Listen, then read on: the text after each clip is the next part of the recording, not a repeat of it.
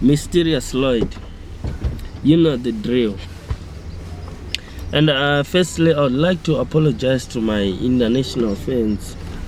My fans on the international spectrum. It's not that I'm forgetting about you, but I have to fix things that are happening locally. So I would like to use VENDA language because I'm in South Africa. I'm in VENDA, and there are happenings there that we have to sort out. It's not that I forget about you guys, and I cannot address these issues in English because I'm not here to save them. I don't want you to know about these guys. I don't want them to be international. I want them to stay local.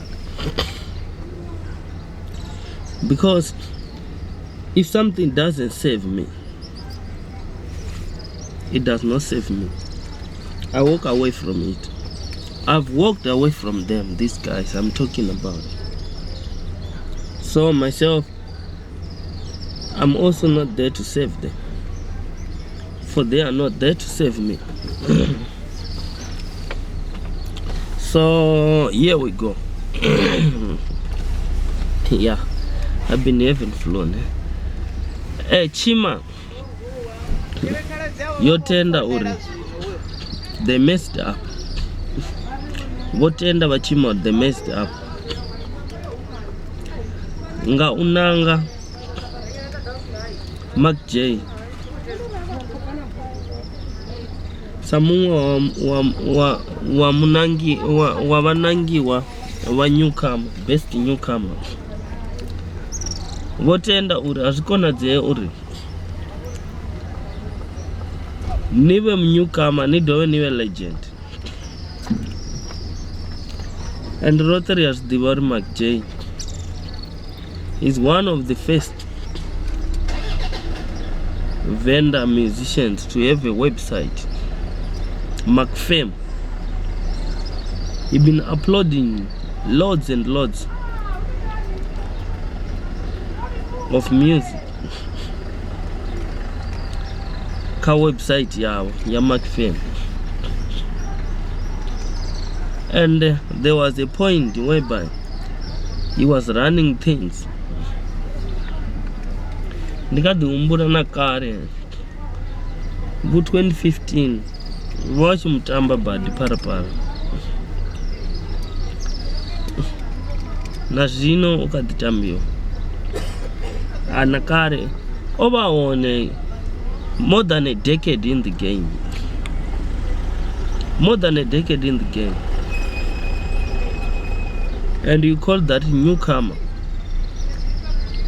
It cannot be. So votenda uri Mark J ovasafani u nangiwa as a newcomer. Votenda uri Mark J a qualify uva newcomer. Zvino tidivi uri vadoitani vadomu replace na mara chinenda diva ndi hechi cheuri Mark J angasi kone uwina, angasi chakona uwina best newcomer. Come the day of the awards ceremony, angasi chakona, zvingasi chakona dzea uri Mark J awina. Ende veini atingani vudzuri ndivonye votenda zvezvo madzina avatu naminimi ngori ezvitu ndotozvishumera ndadiga down ndakona usvikerera uamba navo. So if you want to know that, because as I promised them that I will never tell anyone, Uri, who is responsible for this and who is responsible for this? Ari veini chitoda diva ditereni tsodzuluso dza veini mara nezvimwe ndi a ṱoḓulusa nda kona u ni vhudza vhaini ndi a ḓivha uri hezwi it's not in our best interest to spill these beans.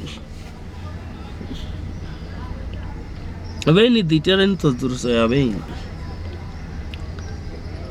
mara there is no need for that. Mara kha vhathu vho dzhenerera kha dzi newcomer, kha musi muṅwe wa vhaini a nga ḓi replace Mark J and vho tenda uri zwithu zwinzhi ndo vuwa zwavhuḓi. Ndi khou dzhia video hafha, ndi khou ita YouTube video. Okay, and this one. So I was talking to my to my auntie, and ndi makadzi wa mufumakadzi wanga actually. Vopira va soko vona goroi and va ḓivha uri hei goroi ndi nga vha ndi hone nga ngomu, vha ḓa vha ndirumelisa. That's all. So a ri ambe zwine ri khou tou fanela zwino dzi nominees a thi humbuli zwi a konadzea uri dzi kone u tshintshiwa zwa zwino, dzi nga tsha kona u ḓi tshintshiwa, mara hu nga ḓi replaceiwa honoyo muthu muthihi.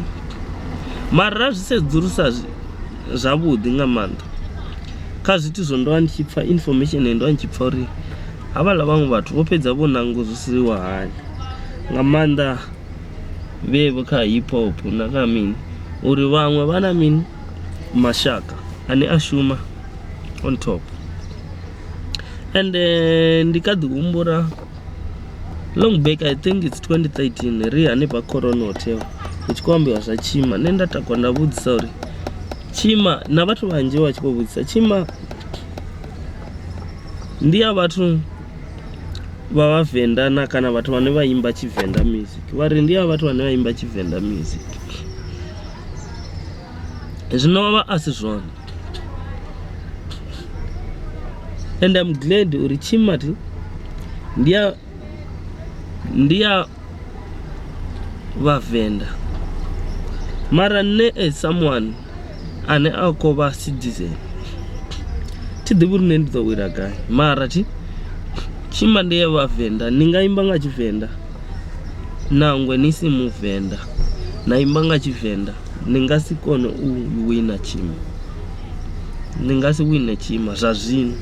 Zwa kale ho vha hu si na vhaimbi hafhaḽa vha dzhenisa vho Zozo vhone, vhaimbi vho vha si tu thoma u dzhenera TSHIMA. Ni ka ḓivha uri na Phesi Mukwevho vha tshi dzhena kha hip hop, na vho Timeni Gavini wa tshi dzhena kha best hip hop, vha nominative vha contest, mara vha sa qualify. Vha khou zwi pfhesesa, vhathu vhanzhi vha sa ḓivhi, vhathu vhanzhi vha sa dzhenelele hezwiḽa zwithu, mara i khou tou aluwavho. Mara yo no aluwa, it reached the peak now.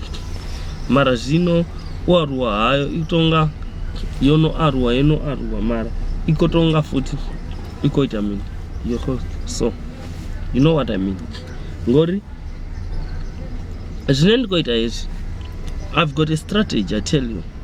That's why I used to tell you that even if I lose, I win in losing TSHIMA.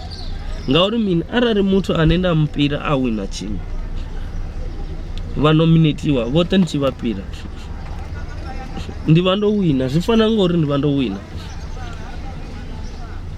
vhone vha zwi pfhesesa, ndi vha ndo wina ngori havhaḽa vhathu vha ḓo wina, a vha nga yi fhethu. Mara u ḓo sala u tshi khou vhusa net, kana muṅwe na muṅwe ane a vha on top, ane a vha tshi khou vhusa music. You cannot rig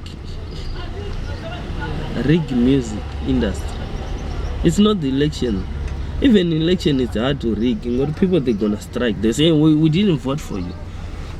You get me?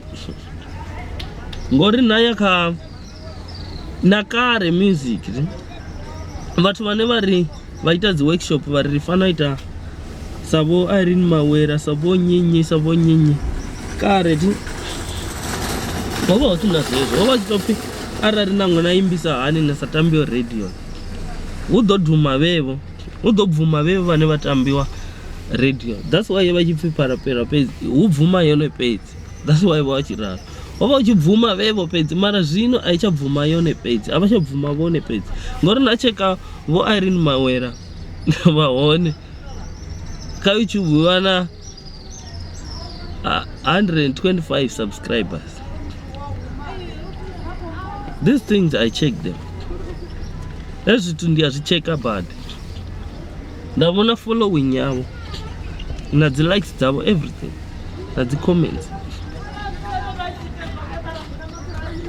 That's why I used to say ngauri I know my worth.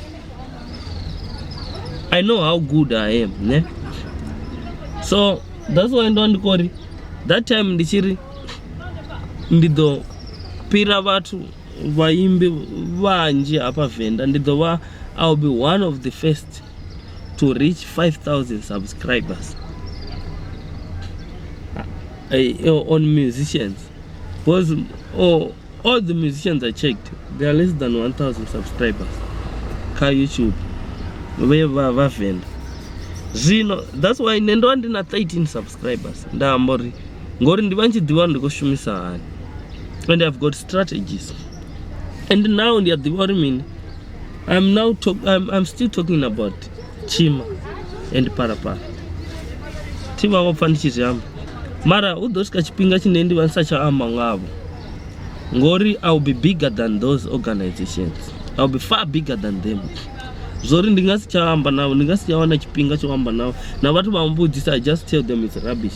Zvifana namusi mutu anonga achifa shapa achitoma oba achitama ushuma na Parapara ushuma ka Parapara mara zvino orara angasichashuma ka Parapara ngori una radio mbiri kurwana vakomfesa zvino life itorara tu zvino ndorara udosvika chipinga chinendi vansachaamba nga Parapara na TSHIMA udosvika chipinga chine ne ndiva ndiko kona ubveredza vamwe vaimbi uri vaite zvine ndava zvone ngori in music you cannot be stopped.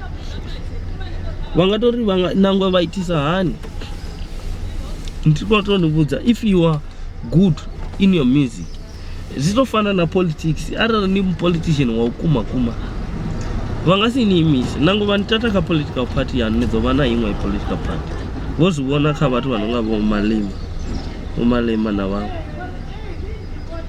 You cannot be stopped. Even if they send you away in their political party, you form your own political party. You go on. You'll be more successful. Now I saw that TSHIMA was holding me back in Parapara because I was just thinking that they will play me, they will nominate me, but now I see that they doesn't save me. And I woke up. And now there's a big change. I'm moving forward. I'm taking another route. I'm walking away from them. So that's why I was saying VENDA music is becoming a success. I was not talking about TSHIMA and Parapara. I was saying I knew that route inengodojia ndidotuwana vatu vanenda dovabveredza, and ava vatu kana vadzofi mini kana vadzofi magwena ngori naneti vamwe vodendirena vari ligwena zvine dzinandinena zvino ndikadi ndishumisa zvino ndizvo ndizvo ndandikodha wambori Mark J angasichaqualify angasichawina TSHIMA naene une avahone achipfa hezvi azidive uri angasichawina TSHIMA and ela lonokwatisedziwa ngamanda and atihumburi ringadhova rachinja ngori ndonozviyamba ngori ndondisafane kuzviyamba izvi zvito zvinendikwavo mara ndonozviyamba mara angasichawina veini vamwe vavo general ka NEWCOMER tidzive uri mumwe waveini udoreplace Mark J hazvizvo hatidzivi kana udorochinjiwa dziyo hatidzivi Okay, sharp.